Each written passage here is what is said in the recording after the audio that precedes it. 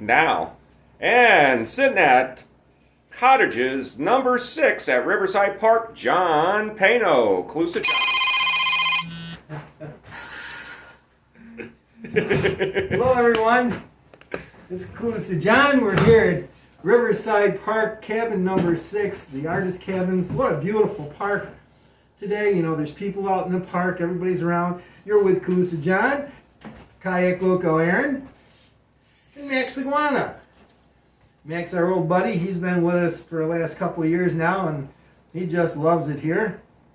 And today, you saw last week, we did the agave and we did plying. This week, I'm going to show you some things. This is our state tree right here. It's called a cabbage palm or a sable palm because of the sable-like fiber that's at the very trunk of the tree.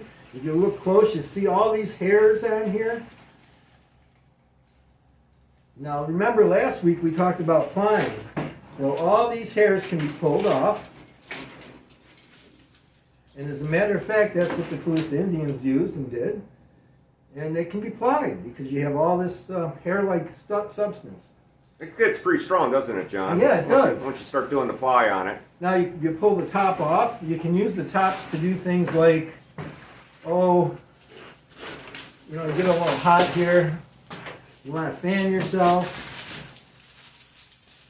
Ah, yeah, exactly.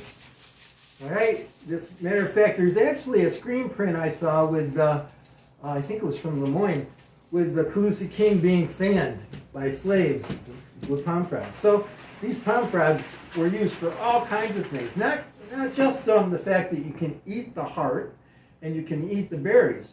The berries aren't very good or filling or nutritious. But right behind it, you got the baskets too that you make. There's baskets that can be made. There's such a versatile plant. Mats made from the leaves. So many different things. Yeah, I know you like the mats, don't you, Max? So what I did today is I'm going to demonstrate something. I've taken the palm frond and I've separated it. Buddy Max, so that I have just this. All right, now using native technology, I'm going to take some shells. Now I've actually taken some of these shells already and I've done a napping on them, so they're kind of corrugated.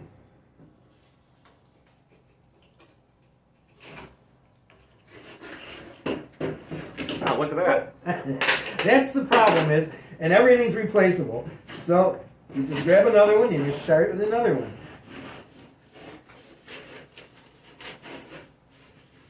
So when we go out looking for shells, what's kind of funny, John and I are beachcombers, and when we go out looking for shells, we're actually looking for, we also look for pretty shells, but we actually look for shells that we can make into tools. Now you see that? Yeah, what do we use that for? We'll use that later on to make baskets. Nice. So this is one of the great things about these. Okay, I'm gonna do a little work here for a second. And I do want to mention, we're here every Thursday at 1 o'clock at Riverside Park, cottage number 6, the CGT cottage. And we go and teach primitive technologies. John's here every day on Thursdays for a couple hours, starting at 1 o'clock. If you want to learn how to do this stuff, please show up. Oh, crap. It's a good thing. Here, we got so many shells here, more John. clam shells. And what I was just doing is I was napping an edge for cutting. As you can see, I napped an edge, but the shell gave way. Just like napping stone, I can nap shell. There's one right there. Another shell. That one's more of a clam. That works. There's an oyster one too. I bet you can sharpen that one down too. Yeah, see. Let me see if I can show. What I'm doing here, this is called napping, much like I would do with a stone, arrowhead, or knife. I'm napping the edge of this and giving it a corrugated edge. Or like a steak knife, right? Yep. And then I'm taking actually a fossil. This is a piece of old fossil, and I'm using it to sand it. And why do we use shells in Florida instead of rocks, John? because there aren't any rocks. Now, this is going to take quite a while for doing. I don't have the whole time to do all that. But I wanted to give you an idea of what it could be done with. And I'll give you the finished product. It's right here. Made with a clamshell. Very simple. Time consuming. You can put any kind of edge you want on it.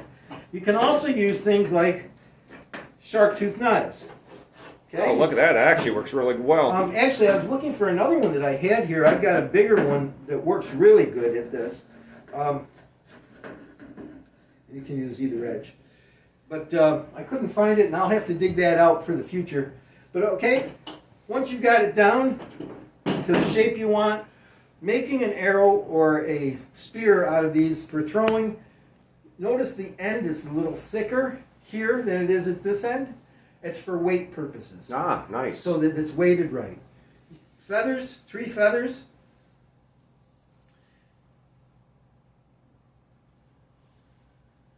And you can insert almost anything into the end. We leave them blank because we do demonstrations Right, and here. I don't want to hurt anybody with it. Anyway, throwing that thing. So we don't, we could use things like catfish spines, stingray spines, the center columns of shells. There's just so many different things that would make good projectile points.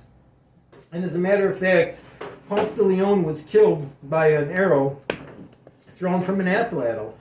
And it's said that the Cluse's arrows would penetrate the Spanish mail. And if you think about it, a stingray spine or a catfish spine on the end would penetrate the Spanish mail and break off. And stingray spines and catfish spines carry natural toxins, poisons that cause infections. Bacteria. And Ponce died within 3 days from infection. So that'll give you an idea how potent it is. It is warm today. Now, all right, so that's how you make an arrow, at least that part of it. We'll work on some other parts next week. I showed you all the hair here. Now, what if you want to fan yourself? I want a hat, John. Different palm, though. Different palm.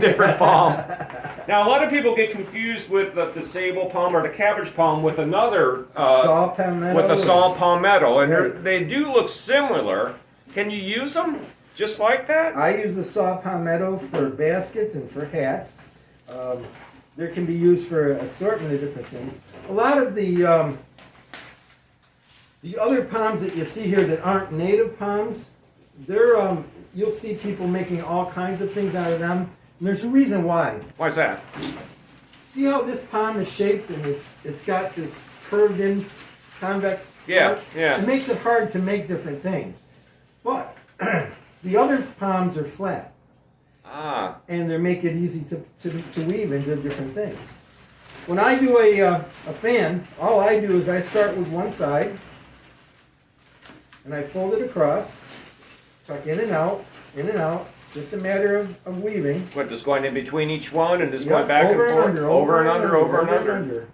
Exactly. So you get to the center.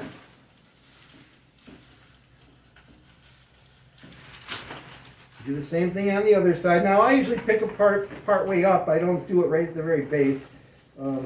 Why's that? Well, they generally don't line up right, and later on I'll see if I can use them for other parts of the fan. I'll go in and out, until I get to the It looks center. pretty tedious, but I guess things, if you're They sitting got- around a campfire and you have no Netflix, 2,000 Yeah, years you got ago, all I said, day and all night to do it. this is your entertainment. This is what you do. You and the kids hang out around the fire and Fan each other. make fans, and you make different things. And when you get to the center, just tie it in a little square knot. That'll hold it in place. As you keep working along.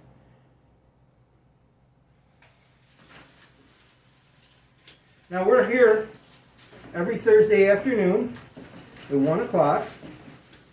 And I'll be doing some form of art demonstration, either painting or Calusa tech. We're going to start out doing primitive technologies. That's our thing right now. But we'll advance on. We'll show some different things. We'll probably even go out in the field and do some things.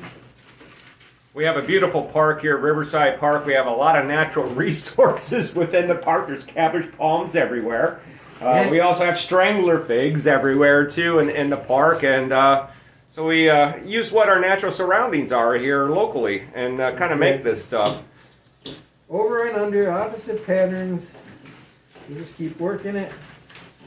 Each one going to the center, tying it off so you get it so it's held in place. Looks like it gets a little bit easier as you get towards the end. It does. It starts. Yes, it gets easier. It starts becoming pretty evident. You know, at first you have to kind of figure out which ones are where. As you go, and then once you get going, you have to tighten them up too. See onto the center there. I'll tie another. And you work with the green ones. If you work with the other ones, they'll just crumble up in your hands. As you can see, the pattern as it's coming along. Right? Oh, so don't miss us tomorrow morning. CGT Kayaks welcome Bonita at 9:10 a.m. right here in Riverside Park.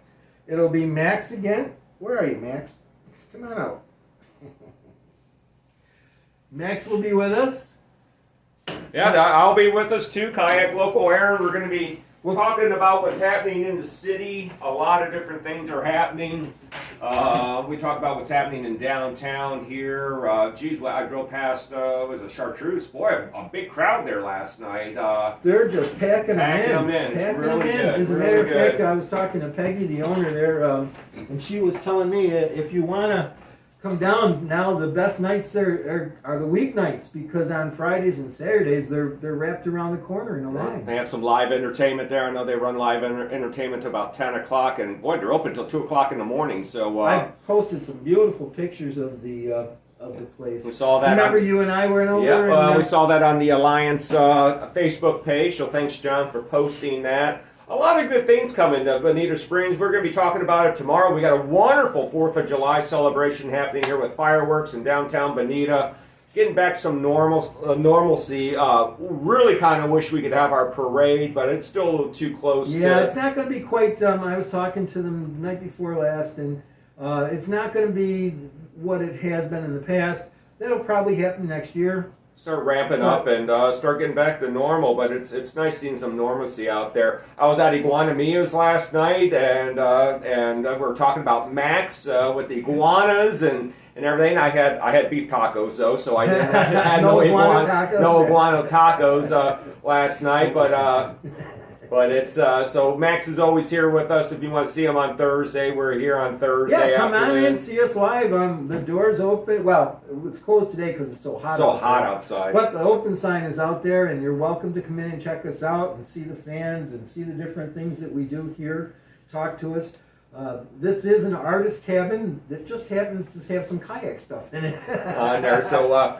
We traditionally do the art in the afternoon here. It's a little bit easier to do the art in here in the afternoon, and we're going to see more and more in the future. John's going to be doing classes, so you want to come in here and learn how to weave this stuff. And what we're doing right now, it's summertime, just getting a little taste. So everyone says, "Oh, I may want to make this, or I may want to learn how to do this." Well, we have a master right here at Riverside Park that can teach you how to do this. Also, we're going to be doing a trip out to Mount Key once the weather cools down a little bit.